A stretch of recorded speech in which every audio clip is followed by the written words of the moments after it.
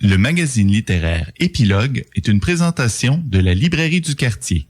Merci à ce précieux partenaire et à leur équipe de libraires. Vos prochaines lectures vous attendent au 1120 Avenue Cartier. On aurait pu aller en musique, mais je pense qu'on va aller tout de suite à Annie parce que j'aimerais quand même lui laisser le temps de parler de deux ouvrages.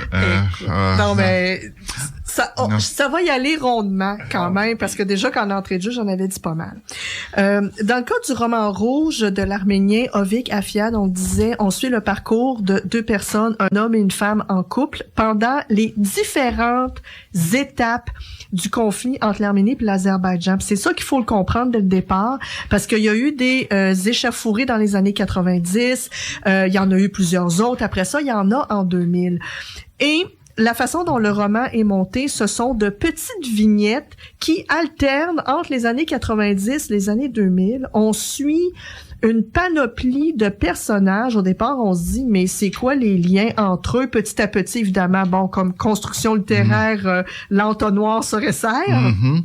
Mais ça reste que si vous avez pas une connaissance de base de la dynamique de ces conflits-là, on s'y perd un peu. Même en ayant une connaissance quand même, je dirais, puisque je l'ai lu moi aussi, oui. je lis, il est construit de façon très aléatoire. Ouais, ben oui. On alterne les années, on alterne les lieux, on a un récit qui s'articule beaucoup autour de personnages sans mettre nécessairement beaucoup de choses en contexte. On est très, c'est pas onirique, mais il y a une façon très stratosphérique de raconter une intrigue qui a pourtant des fondements historiques et territoriaux très précis. On a de la misère un peu à situer les histoires qu'on nous raconte dans des contextes plus précis pour bien comprendre parfois.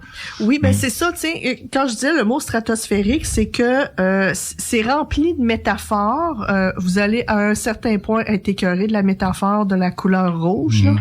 Mais c'est le titre du livre. Oui, mais maintenant, il faut se laquer. Puis c'est ça, c'est que c'est tellement métaphorique, stratosphérique, qu'on a de la misère à ancrer ça dans le quotidien. Et l'espèce d'aller-retour aussi nous fait perdre le fil de ce qu'on veut nous dire. On comprend que la guerre est quasiment inhérente à la condition humaine, que ce soit les grandes guerres, les petites guerres, il y en a à tous les jours. Le postulat aussi, c'est de nous dire que l'art et l'amour peuvent nous aider à nous protéger ou à survivre des situations de conflit, des situations de guerre. Il y a beaucoup de violence sans épanchement de sang, on va le dire comme ça, Brian, mais il y a quand même pas mal de scènes... Ouf! Oui, il y a des scènes de guerre assez dures, justement, puis de nous faire raconter ces histoires-là, on aurait aimé peut-être que l'émotion, quelque chose, nous envahisse plus, mais le récit reste tellement distancé par rapport au lecteur qu'on a de la misère à être pris d'émotion dans ces scènes qui sont pourtant excessivement dures, là. Effectivement, puis c'est ça, c'est que ça vient pas nous toucher. On se sent pas concerné par ça. À la limite, comme je le disais hors d'onde, personnellement, j'ai eu beaucoup de difficultés à croire au couple Aram-Arous, de la façon dont il était présenté. Il leur arrive un paquet d'affaires dans les différentes vignettes, puis c'est comme si ça s'enregistrait pas dans leur parcours de vie, leurs émotions, leur mentalité. Comment veux-tu, si ça le fait pas pour les personnages, ça le fasse pour nous aussi? Je veux dire, bon, des récits de guerre, il y en a 1 puis 100 000, là. C'est peut-être pas le plus réussi, parce que justement, on sent pas l'humanité derrière tout ça. Et c'est honnêtement dommage, parce qu'au départ, ben, comme on le disait, c'est un conflit qu'on connaît pas nécessairement très bien, ou qu'on a oublié parce qu'on se cachera pas. Il y en a pas mal. Ça aurait été le fun qu'il soit mieux contextualisé, qu'on voit bien... outre la question arménienne, et qu'on voit bien les tenants et aboutissants de tout ça. Beaucoup de potentiel. Est-ce qu'on est passé à côté de la coche? peut-être un peu. Moi, on apprécie quand même le fait que la peuplade choisisse une plume arménienne comme ça. C'est des littératures qu'on lit peu. Oui. Donc, c'est bien qu'ils nous rendent ça. Oui, puis Ovik, oui, tout à fait.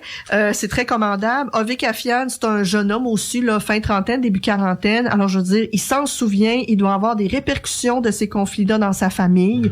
Puis comme tu le disais aussi, tout le fond de le génocide arménien, les Turcs, les Azéris, et c'est une bouilloire, le Caucase. On le vit peut-être pas ici, mais là-bas, c'est tous les jours.